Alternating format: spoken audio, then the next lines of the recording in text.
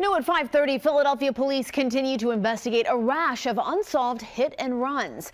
Eyewitness News reporter Natasha Brown is live in Southwest Philadelphia in front of a memorial for one victim tonight. Natasha?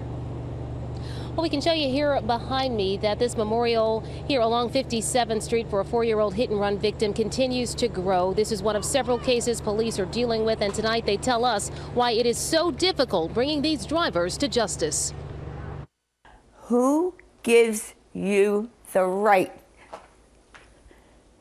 to take someone's life from them? It's a question Anna Posey vows to one day ask the hit-and-run driver who killed her daughter Teresa. The December 23rd accident happened along the 8100 block of State Road. Nearly 5 months later, the case remains unsolved. This is the only physical evidence we have on that case right now. Philadelphia's Accident Investigation District has one piece of evidence, remnants from the headlight of an older model tow truck, one piece of an unfinished puzzle. Oftentimes, we just get a piece of the car that was left behind, unfortunately, and that's all we have to go with. Investigators still dealing with a hit-and-run that killed 2-year-old David Alisea in Kensington. Surveillance video captured the jarring moment of impact that killed 4-year-old Abdul Wilson in Southwest Philadelphia. Hit-and-run accidents happening hours apart on April 13th. You have to pull over and call 911. You can't leave the scene. Police have recovered both cars in these cases, just the beginning of the tireless work that goes into solving the crimes.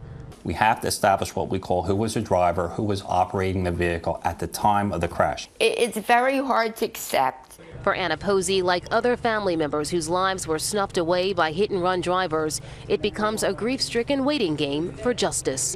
Why can't that be me?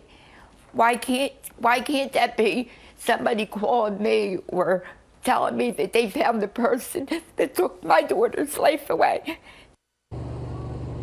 Well, police say so far this year there have been 4 fatal hit-and-run accidents. They are still investigating all of them. Meantime, the minimum sentence for drivers convicted in fatal hit-and-runs is 3 years behind bars. We're live here in Southwest Philadelphia. Natasha Brown, CBS 3 Eyewitness News. All right, Natasha, thank you very much.